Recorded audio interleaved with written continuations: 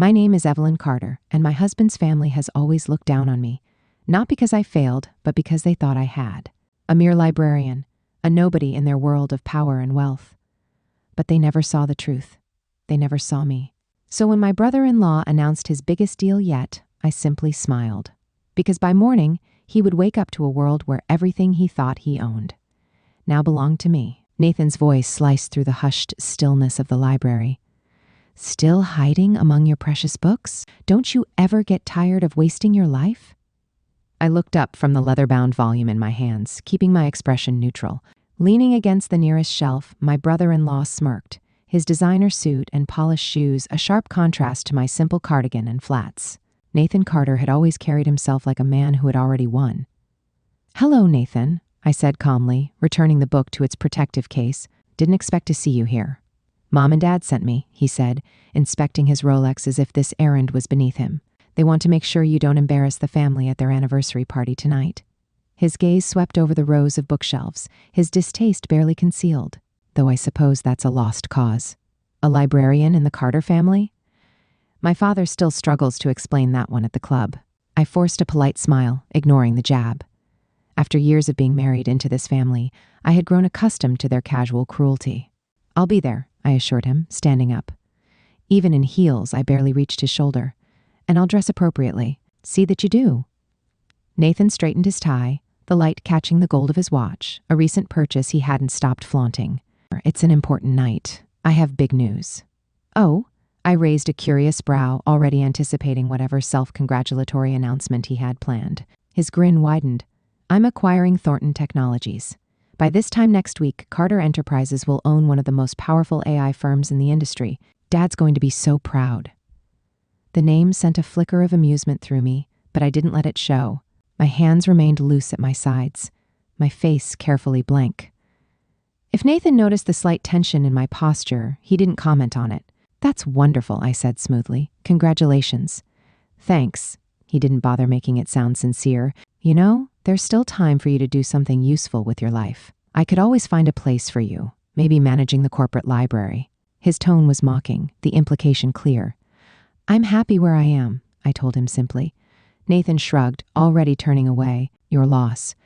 Remember, 7 o'clock sharp. And Evelyn?" He paused at the door, flashing me one last smirk. "Try not to bring any books this time." I waited exactly 5 minutes after he left before making my way to my office. To anyone else, it looked like a typical librarian's workspace, worn desk, shelves overflowing with books, a small reading lamp casting a warm glow over neat stacks of paperwork. But beyond the unassuming facade, a different world existed. Locking the door behind me, I moved to the old desktop computer sitting at my desk. A single keystroke woke up the machine, revealing an encrypted login screen. A moment later, I was connected to a secure server. 3 video calls were already waiting, one from Tokyo, one from London, and one from New York. "Good morning, Miss Carter."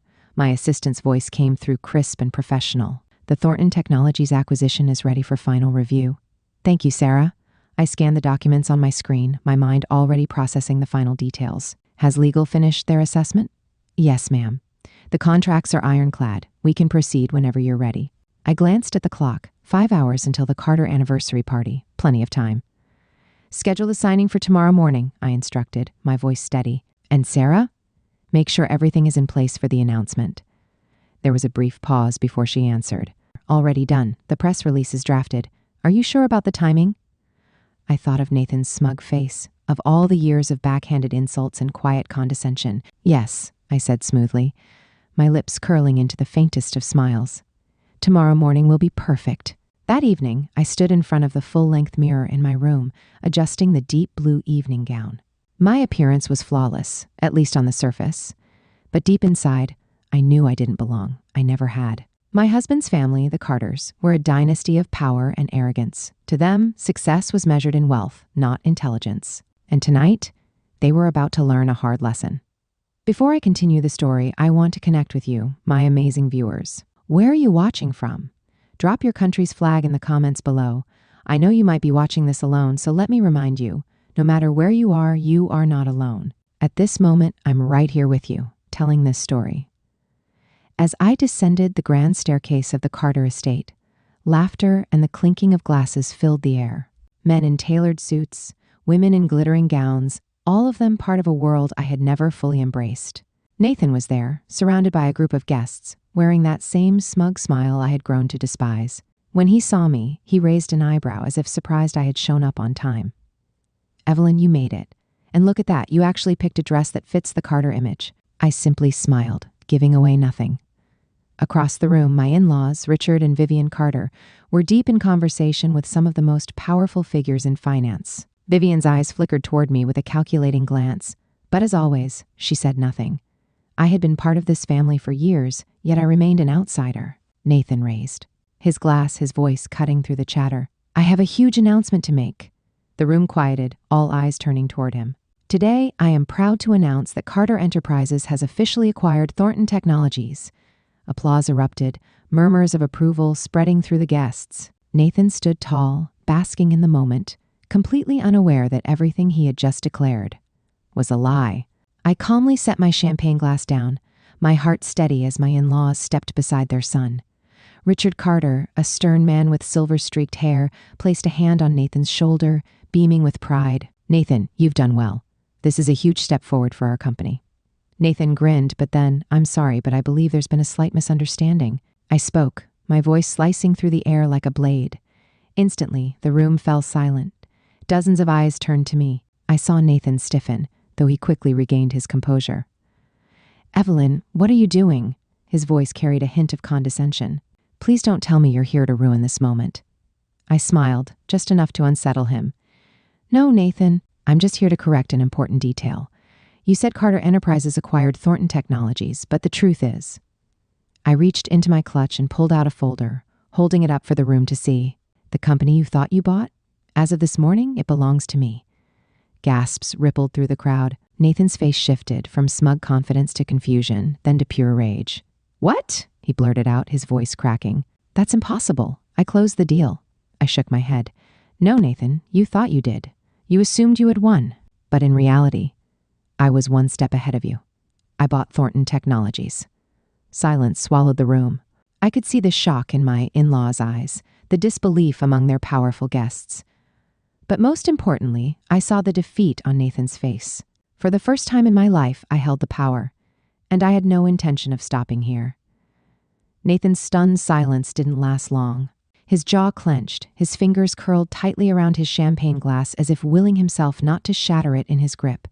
Around us, the guests murmured in hushed tones, exchanging wide-eyed glances. The golden son of the Carter family had just been humiliated in front of their entire social circle, and they were reveling in the spectacle. Vivian Carter, my mother-in-law, was the first to recover.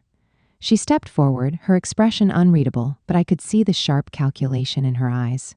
"Evelyn," she said, her voice deceptively calm, "I think there's been a misunderstanding. This isn't the time or place for business disputes, dear." I met her gaze head-on. "Oh, but I disagree. If Nathan had succeeded, this would have been the perfect place to celebrate. So why should the truth be treated any differently?" Nathan finally found his voice, and when he spoke, his words dripped with venom. "You think you're so clever, don't you? You went behind my back?" "I didn't go behind your back, Nathan," I corrected him, tilting my head. "I just did what you always do. I played the game, and I played it better." A flash of something dangerous passed through his eyes, but before he could say anything else, his father stepped in. Richard Carter was a man who built his empire through control of his business, his family, and most of all, his emotions. "Enough," he said, his voice low but firm. The authority in his tone commanded immediate silence. "Evelyn, I'd like a word. Now." The room seemed to exhale all at once as Richard turned and walked toward his private study, fully expecting me to follow. I did. Inside, the space was dark and lined with leather-bound books. A single lamp illuminated the mahogany desk where Richard took his seat, folding his hands together. "You had no right to do this," he said, his voice controlled but edged with steel.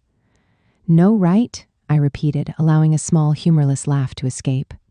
"You mean like the way your family has tried to control me from the moment I married into it? Like the way you expected me to sit back and let Nathan take everything I built?" For the first time, Richard's expression flickered, just slightly. "You were never supposed to be the enemy, Evelyn," he said after a pause. "But you've made a powerful mistake tonight. I took a step closer, resting my hands on the desk between us. No, Richard. My mistake was thinking that loyalty to this family would ever be returned. His gaze darkened. And what exactly do you think you've won here? A company? A fleeting victory over my son? This world isn't kind to people who don't know their place. Then it's a good thing I stopped playing by your rules, I replied, straightening. Richard studied me for a long moment, then exhaled through his nose, as if reevaluating me entirely. Very well, he said finally.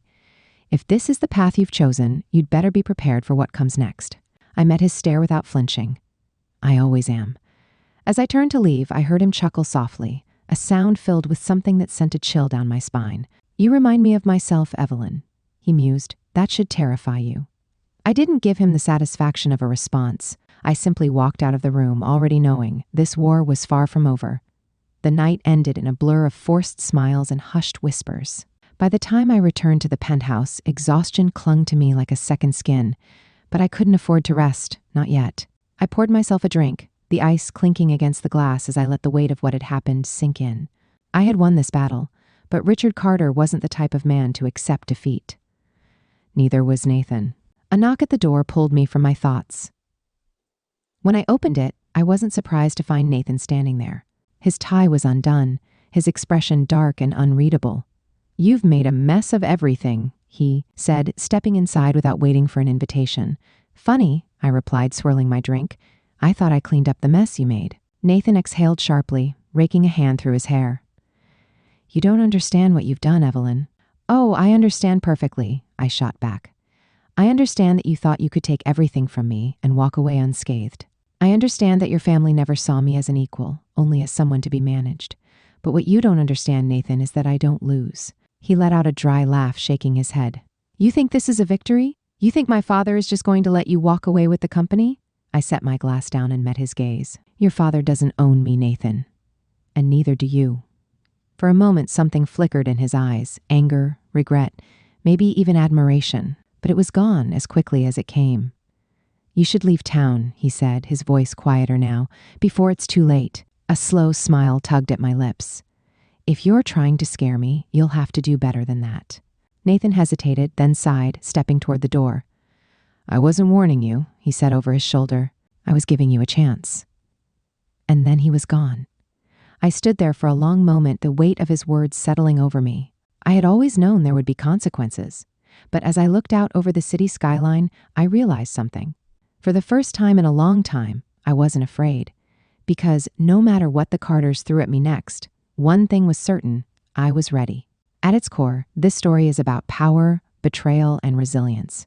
It's about standing your ground even when the world tries to knock you down. Evelyn's journey isn't just about revenge. It's about reclaiming her identity, proving her worth, and refusing to be controlled. It's a reminder that strength doesn't come from wealth or influence. It comes from knowing who you are and refusing to let anyone take that away from you. Now, I want to hear from you. Did this story resonate with you? Drop a 2 in the comments if you liked it, or a 7 if it wasn't your cup of tea. I appreciate your honesty. And if you want more gripping stories like this, don't forget to hit that like button and subscribe to the channel. Your support means the world to me, and I can't wait to share even more thrilling stories with you. See you in the next one.